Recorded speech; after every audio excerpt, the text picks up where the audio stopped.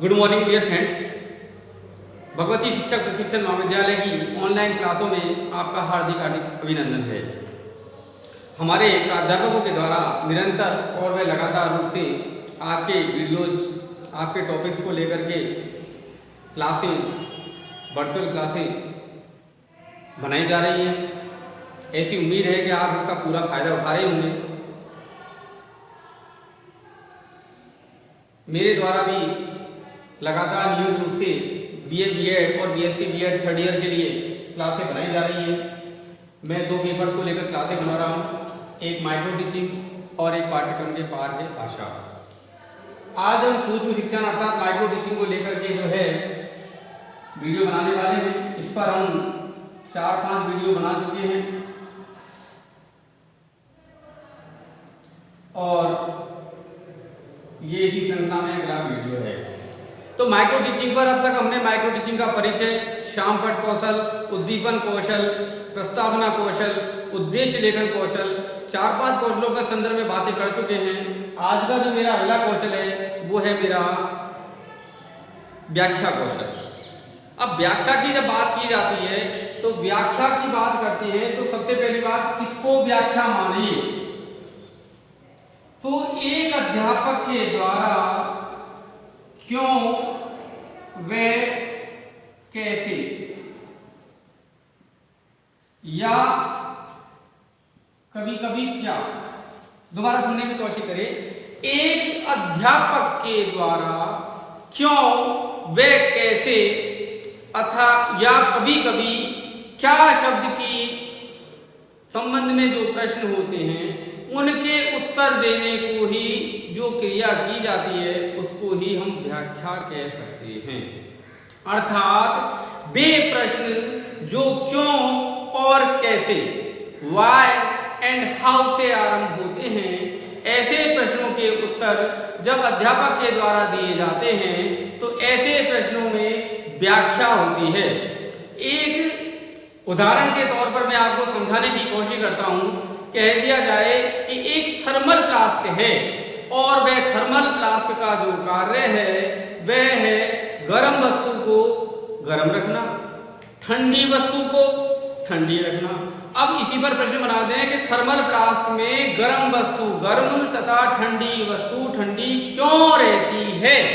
अगर इसी प्रश्न को डाल दिया जाए तो क्यों रहती है, अध्यापक जब इसका एक्सप्लेनेशन करेगा, जब अध्यापक इसका उत्तर देगा, जब अध्यापक इसको स्पष्ट करेगा तो अध्यापक के द्वारा की जाने वाली सभी क्रियाएं व्याख्या के अंतर्गत मानी जाएंगी। समझ में आ गया होगा? क्यों तथा कैसे का उत्तर देना ही व्याख्या है। चलिए समझ में आई कि नहीं आई? दोबारा बात करते हैं हम कि क्यों व कैसे। ठीक है ना? अध्यापक के द्वारा, किसके द्वारा? अध्यापक के द्वारा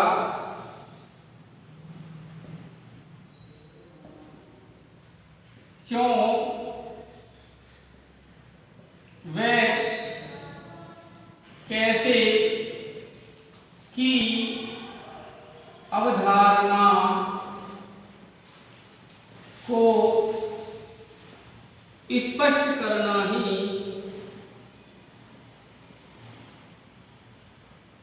व्याख्या कौशल है।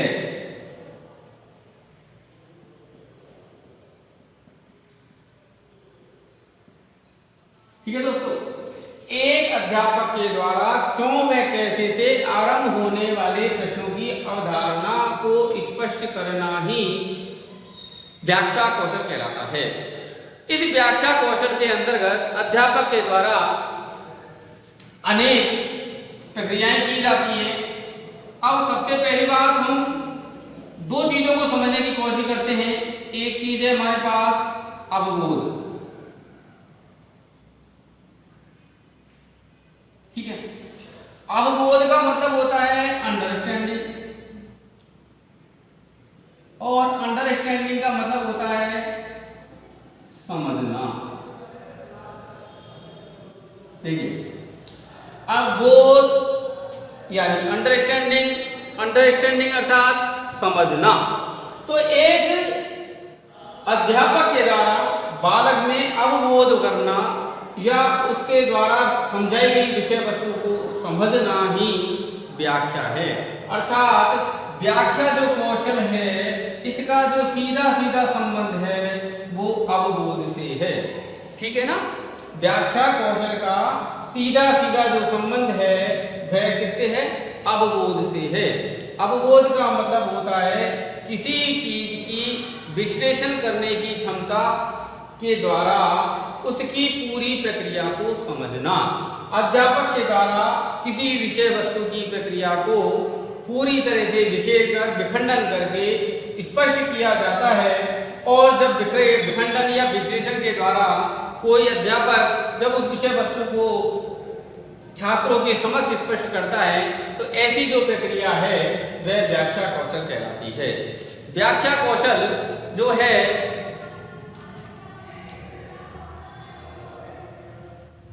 क्यों और कैसे से जुड़ा रहता है। अगर इसी की जगह एक प्रश्न डाल दिया जाए कि इंद्रधनुष में कितने रंग होते हैं,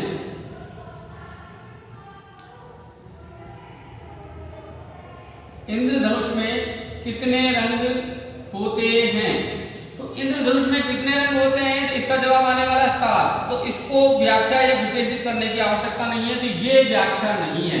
तो व्याख्या केवल दो ही शब्दों से क्यों और कैसे, और कभी कभी क्या शब्द का भी प्रयोग कर लिया जाता है, लेकिन अधिकांशतः व्याख्या की जो अवधारणा को स्पष्ट करने वाले शब्द हैं वो है क्यों और कैसे, व्हाई एंड हाउ। तो हम इस बात को समझने की कोशिश करें कि यह विद्यार्थी में जो है व्याख्या कौशल है विद्यार्थी के अंदर जो है इसको पैदा करता है, अवबोध को पैदा करता है। तो हमने लिखा अध्यापक के द्वारा क्यों व कैसे की अवधारणा को स्पष्ट करना ही व्याख्या कौशल है। यह छात्र में अवबोध अर्थात समझ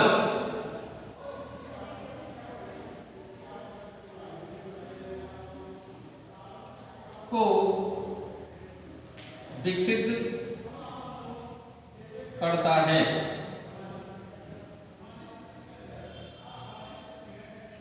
अध्यापक के द्वारा जब क्यों और कैसे को स्पष्ट किया जाता है तो यही अवधारणा व्याख्या कहलाती है, और व्याख्या बच्चे में किसको डालता है? अवबोध को डालता है, अर्थात इसके अंदर समझ पैदा करता है।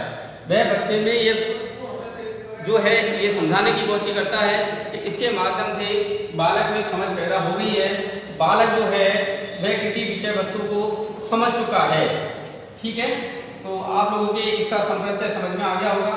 अब एक अध्यापक व्याख्या कौशल में करता क्या है, ठीक है, वो समझने का हम प्रयास करते हैं। अध्यापक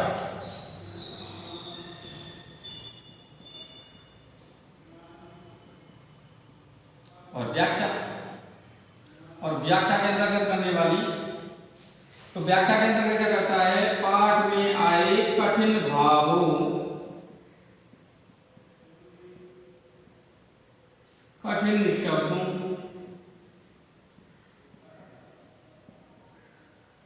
ठीक है, भाव, किसी पाठ के कठिन भाव। अब उसमें देखो पाठ में क्या होता है कि जो भाव का मतलब होता है जो प्रत्यक्ष नहीं है, अप्रत्यक्ष है। कई बार आपने हिंदी में देखा होगा कि कविता के शब्द कुछ और कह रहे हैं लेकिन उनका भाव कुछ और होता है। तो पाठ में आए कठिन भावों, कठिन शब्दों, शब्दों का मतलब हो गया कई शब्द ऐसे आ जाते हैं जिनको जो है बहुत कठिन होते हैं।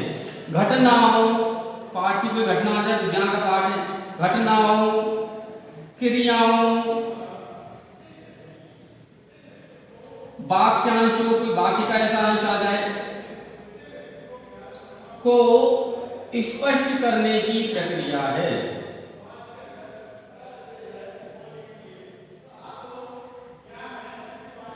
व्याख्या कौशल है।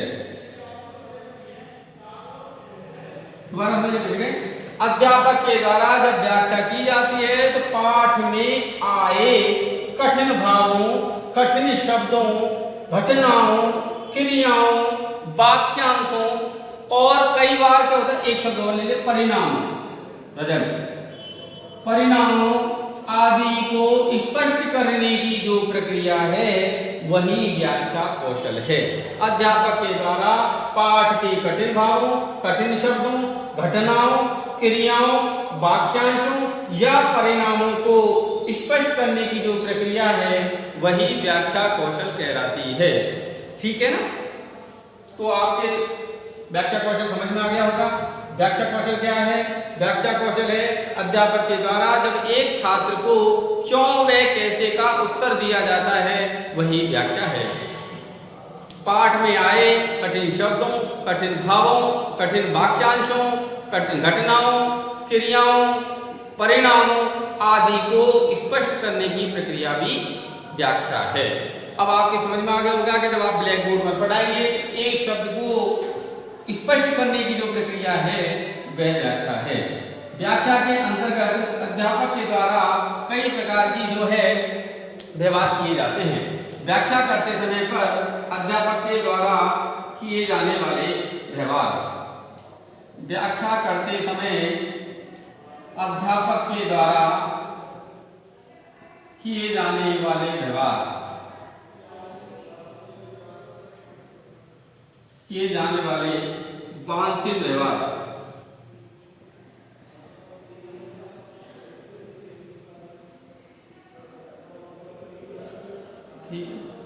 पहला है कथन की उपयुक्तता। देखिए एक अध्यापक के द्वारा जब व्याख्या की जाती है तो व्याख्या करते समय पर उसे कौन कौन से व्यवहार करने चाहिए और कौन कौन से व्यवहार नहीं करने चाहिए, अर्थात व्याख्या करते समय पर उसके द्वारा की जाने वाली क्रियाएं और ऐसी कौन सी क्रियाएं जो नहीं की जानी चाहिए उन सब के बारे में हम चर्चा करने वाले हैं। और ये आपको ध्यान से सीखना है क्योंकि व्याख्या करना आसान काम नहीं है। व्याख्या करना किसी बच्चे के अंदर समझ पैदा करना है। तो पहला जो काम है वह है कथन की उपयुक्तता। जब अध्यापक के द्वारा किसी विषय वस्तु की व्याख्या की जाए या किसी कठिन शब्द की व्याख्या की जाए या किसी कठिन भाव की व्याख्या की जाए तो उस व्याख्या के लिए वह जिन शब्दों का प्रयोग करता है वे सभी शब्द उपयुक्त होने चाहिए। उपयुक्त होने का मतलब है वे शब्द व्याख्या के लायक हों, व्याख्या को स्पष्ट करने वाले हों, व्याख्या को बिल्कुल केंद्र बिंदु पर रखने वाले हों। तो इसका मतलब है जिन कथनों का अध्यापक के द्वारा प्रयोग किया जा रहा है वे सब जो कथन हैं वो स्पष्ट और उससे जुड़े हुए होने चाहिए। अध्यापक को सोच लेना चाहिए कि कहीं ऐसा तो नहीं है कि मैं व्याख्या जब कर रहा हूँ तो ये जो कथन है, जो कथनों का प्रयोग किया जा रहा है वह उस शब्द को या उस भाव को उपयुक्त रूप से स्पष्ट कर पा रहे हैं या नहीं कर पा रहे हैं। ठीक है। दूसरा जो है वो है छात्रों से तादात्म्य।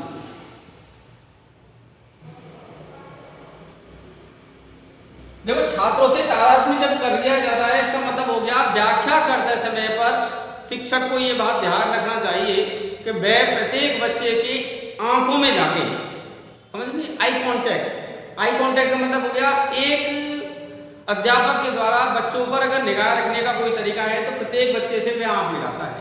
तो व्याख्या करते समय पर भी आपको ये बात ध्यान रखनी चाहिए कि आपके जो आई कांटेक्ट है वह बच्चे की आई कांटेक्ट से मिलते रहें। अगर बच्चे के आई कांटेक्ट से मिलते रहेंगे तो उस बच्चे को ये लगेगा कि शिक्षक जो है मुझी को समझा रहा है, और अगर शिक्षक मुझी को समझा रहा है तो वह निश्चित रूप से ज्यादा ध्यान से सीखने की कोशिश करेगा।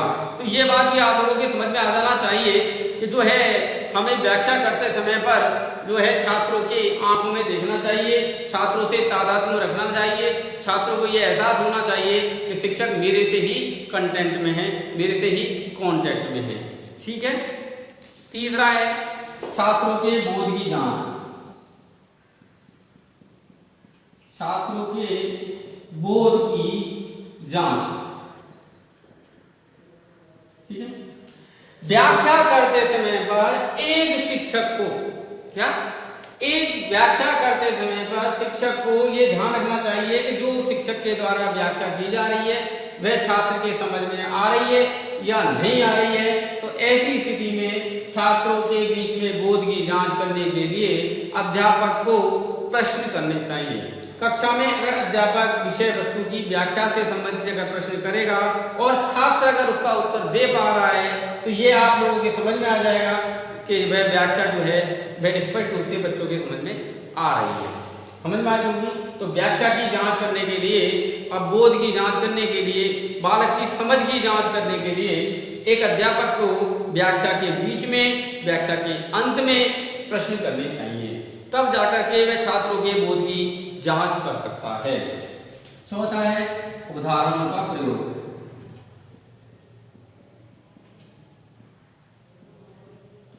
एक अध्यापक के द्वारा व्याख्या करते समय पर अपनी व्याख्या में उदाहरणों का प्रयोग किया जाना चाहिए।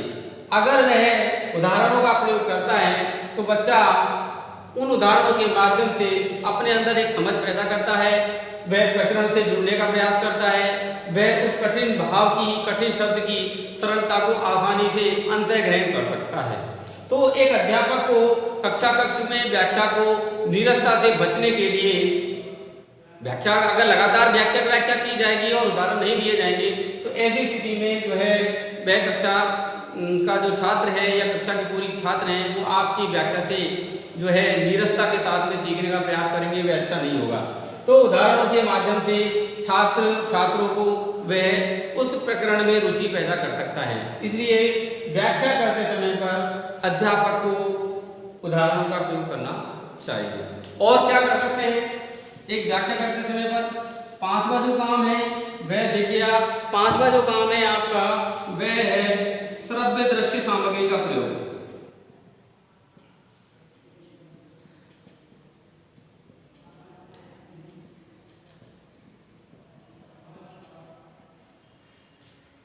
व्याख्या करते समय पर शिक्षक को श्रव्य दृश्य सामग्री जो टीचिंग है, जो ऑडियो वीडियो एड्स हैं, जो टीचिंग एड्स हैं, उनका प्रयोग करना चाहिए। वो सब उस विषय वस्तु से संबंधित होने चाहिए। अध्यापक को पूर्व में ये तैयारी कर लेनी चाहिए कि कल मैं जब ये पाठ को पढ़ाऊंगा तो इसमें से ये भाव बच्चे के समझ में नहीं आ सकता, तो वह पूर्व में ही उनकी तैयारी के लिए अपने साथ टीचिंग एड्स ला सकता है और इन टीचिंग एड की सहायता से उस पाठ के कठिन भावों या कठिन शब्दों या घटनाओं, क्रियाओं या प्रयोगों को वह छात्र के समक्ष आसानी से समझा सकता है। छात्र जैसे विज्ञान पढ़ा रहा है तो अध्यापक को ये ध्यान रखना चाहिए, विज्ञान पढ़ाते समय मैं आज ऑक्सीजन बनाना सिखाऊंगा तो वहां पर वह ऑक्सीजन बनाना कक्ष में तो नहीं सिखा सकता, लेकिन मॉडल के माध्यम से बच्चे को वह ऑक्सीजन की प्रक्रिया के बारे में बता सकता है। तो अध्यापक को प्लास्टिक का या गत्ते का बना हुआ मॉडल साथ लेके आना चाहिए या ऑक्सीजन बनाने का जो चित्र है वह अपने साथ लेकर के आना चाहिए। इसी प्रकार अगर गणित पढ़ा रहे हैं, गणित पढ़ाते समय पर हम पाइथागोरस प्रमेय पढ़ा रहे हैं, तो पाइथागोरस प्रमेय पढ़ा रहे हैं तो हमें पता है वहाँ समकोण त्रिभुज पर बने हुए वर्ग हैं, तो टीचर को वहाँ पर पाइथागोरस प्रमेय से जुड़े हुए मॉडल या चित्र अपने साथ लाने चाहिए। अगर जैसे मान के चले a प्लस बी का होल स्क्वायर पढ़ा रहे हैं, a प्लस बी का whole square equal to a square plus 2ab plus b square, मुझे इसको बच्चे को समझाना है तो मैंने एक स्क्वायर बनाया, इस स्क्वायर की साइड है मेरी a बाई a। जब मेरा ये a बाई a का है, मैंने इसके बगल में जो है एक रेक्टेंगल और बना दिया, ये रेक्टेंगल मेरा कितने का हो गया b और ये साइड मेरी कितनी है a, ठीक है ना। इसी प्रकार से मैंने जो है एक यहाँ पर जो है एक रेक्टेंगल और बना दिया a बाई b का, तो ये मेरी b साइड है और ये यहाँ से यहाँ तक, ठीक है ना। तो ये मेरा b का हो गया और ये मेरी पूरा हो गया। अब ये बाहर वाले को अगर हम देखते हैं तो बाहर वाला तो हो गया a प्लस बी, ये कितना हो गया, ये भी a प्लस बी हो गया और ये वाला ये भी है ही है, ये a है ही है, तो दोनों मिलकर कितने हो गए a प्लस बी, ये भी कितने हो गए a प्लस बी। तो यानी ये पूरे जो स्क्वायर की साइड है वो हो गई मेरी a प्लस बी। अगर मैं इसकी साइड निकालने का कोशिश करूं तो क्या बनेगा a प्लस बी, लेकिन अगर इनको हम चारों को फर्स्ट सेकंड थर्ड और फोर्थ का रूप दें तो इसका एरिया कितना होगा a इंटू ए, ये फर्स्ट का एरिया हो गया प्लस फर्स्ट वाले का एरिया हो गया। अब सेकंड वाले का एरिया देखें तो ये रेक्टेंगल है, रेक्टेंगल का एरिया कितना हो गया a इंटू वी। थर्ड वाले का एरिया कितना हो गया a इंटू वी, ये a है ये b है, और फोर्थ वाले का एरिया कितना हो गया b इंटू वी। और हमने सबको इसको निकाल के देखा तो a स्क्वायर ये हो गया ab, ये भी हो गया ab और ये हो गया b स्क्वायर। इन सबको ऐड किया तो कितना बना ए स्क्वायर, एक ए बी और एक A B, 2ab plus B square. तो ये हमारे समझ में आया a प्लस बी का होल स्क्वायर बराबर A square plus 2ab plus B square. यानी हम गणित के मैक्सिमम गणित के सूत्रों को भी हम इसके माध्यम से, व्याख्या के माध्यम से स्पष्ट कर सकते हैं। कई लोग ये कहते हैं कि साहब गणित में व्याख्या नहीं होती या विज्ञान में व्याख्या नहीं होती, ऐसा नहीं है।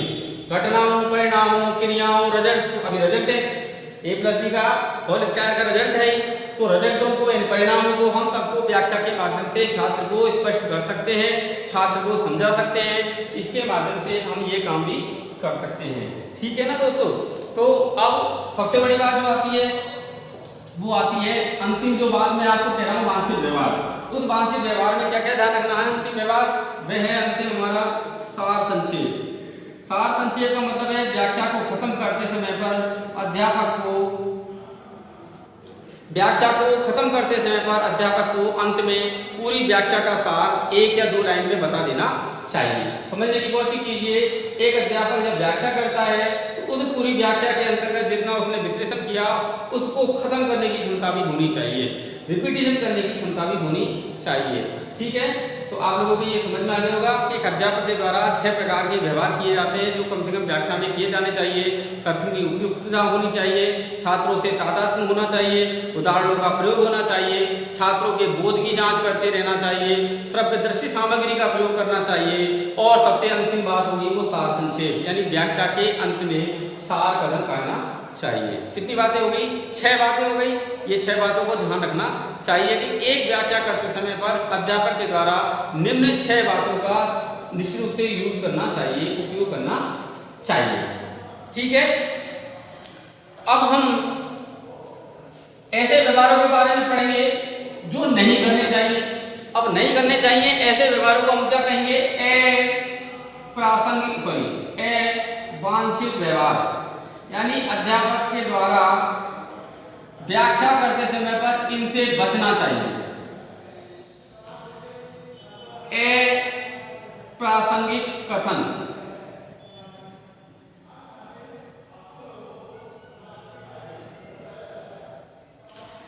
एक अध्यापक को व्याख्या करते समय पर अपने कथन में अप्रासंगिक का मतलब हो गया उस प्रसंग से है, जो उस प्रकरण से, उस भाव से जो प्रासंगिक यानी जुड़े हुए नहीं है, अप्रासंगिक का मतलब जुड़े नहीं है, उन कथनों का हमें प्रयोग नहीं करना चाहिए। यानी कहने का मतलब जाना था जापान पहुंच गई चीन, पढ़ा विज्ञान रहे हैं, उदाहरण हिंदी के लिए आए, पढ़ा गणित रहे हैं और कथन कहीं और जा रहा है। कहने का मतलब है एक अध्यापक को व्याख्या करते समय पर विषय वस्तु से जुड़ा हुआ ही रहना चाहिए। ये निश्चित से मानिए कि उसे अनावश्यक कथनों का प्रयोग नहीं करना चाहिए। दूसरा जो उदाहरण है, दूसरी जो बात नहीं करनी चाहिए वो तारतम्यता का अभाव।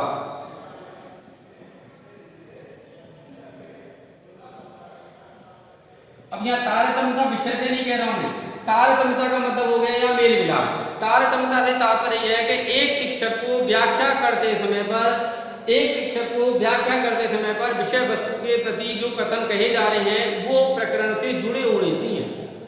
तारतम्यता का मतलब है वो प्रकरण से मेल मिलाप रखने वाले होने चाहिए। ऐसा नहीं हो कि उनका दूर दूर तक उस प्रकरण से कोई लेना देना ना हो। कहने का मतलब समझ पा रही होगी कि अगर मैं पढ़ा रहा हूँ व्याख्या कौशल और मैं व्याख्या कौशल के अलावा प्रस्तावना कौशल की बात करूँ या मैं व्याख्या कौशल पढ़ाते समय पर किसी और कौशल की बात करूँ तो वो तारतम्यता नहीं है। मुझे व्याख्या कौशल पढ़ाते समय पर व्याख्या कौशल के संदर्भ में ही बात करनी चाहिए, और अगर मैं व्याख्या कौशल के संबंध में ही जो है बात करूं और अगर ऐसा नहीं करता हूं तो वहां तारतम्यता का अभाव हो जाएगा और वह व्याख्या को जो है अच्छा नहीं लगेगा। ठीक है, तीसरा है अनुचित शब्दों, वाक्यांशों का प्रयोग। एक शिक्षक को व्याख्या करते समय पर अनुचित शब्दों का प्रयोग नहीं करना चाहिए या अनुचित कोई वाक्य के अंश का प्रयोग नहीं करना चाहिए। अनुचित का तात्पर्य ये हो गया जो बालक की समझ को विकसित करने में बाधा का काम करे, ऐसे शब्दों का प्रयोग नहीं करना चाहिए। तो अनुचित शब्दों की यहाँ सीमाएं नहीं है, लेकिन अनुचित शब्दों का मतलब यहाँ पर यह भी है कि जो प्रकरण आपको पढ़ाया जा रहा है वे प्रकरण से जुड़े हुए, प्रकरण के साथ सार्थकता रखने वाले शब्दों का ही हमें प्रयोग करना चाहिए। अगर हम अनुचित शब्दों का प्रयोग करेंगे या हम अनुचित रूप से उसके कथनों की उपयुक्तता, लंबाई, सीमाएं बढ़ाएंगे तो जो टॉपिक है वह बालक उससे जुड़ा हुआ नहीं रह सकता।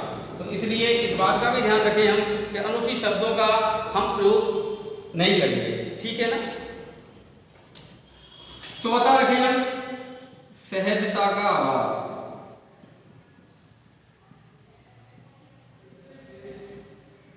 व्याख्या करते समय पर अध्यापक को सहज होना चाहिए, सरल होना चाहिए और उसका चेहरे पर मधुरता दिखाई देनी चाहिए।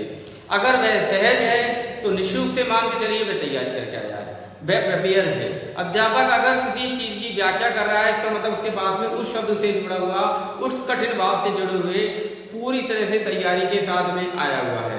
तो हम इस बात को भी ध्यान रखें, सहजता का मतलब यहाँ पर ये हो गया कि किसी चीज की व्याख्या करते समय पर उसका व्यवहार, उसकी भाषा, उसकी मुख मुद्रा सब कुछ सहज होनी चाहिए। अगर सहजता का अभाव हुआ तो व्याख्या स्पष्ट नहीं हो पाएगी, ठीक है ना। तो ये सब घटक है, इन घटकों को हम मूल्यांकन सूची में लिखते हैं। कितने घटक पढ़े हमने? 10 घटक पढ़े। 10 घटक में से हमने 6 पॉजिटिव पढ़े, 4 नेगेटिव पढ़े। 6 व्यवहार ऐसे पढ़े थे जो हमें व्यवहार करने चाहिए और 4 घटक ऐसे पढ़े जो व्यवहार में नहीं होने चाहिए, ठीक है ना।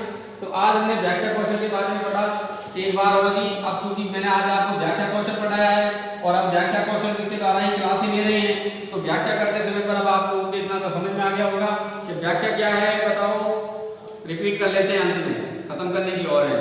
क्यों, वे, कैसे की अवधारणा स्पष्ट करना, ठीक है ना। व्याख्या की चीज है क्यों व कैसे की अवधारणा को स्पष्ट करना ही क्या है? व्याख्या है। क्यों व कैसे की अवधारणा को स्पष्ट करना ही व्याख्या कहलाती है, ठीक है ना। व्याख्या किस किस की होती है? पाठ की किसकी होती है? कठिन भावों की, और बताओ शब्दों की, और बताओ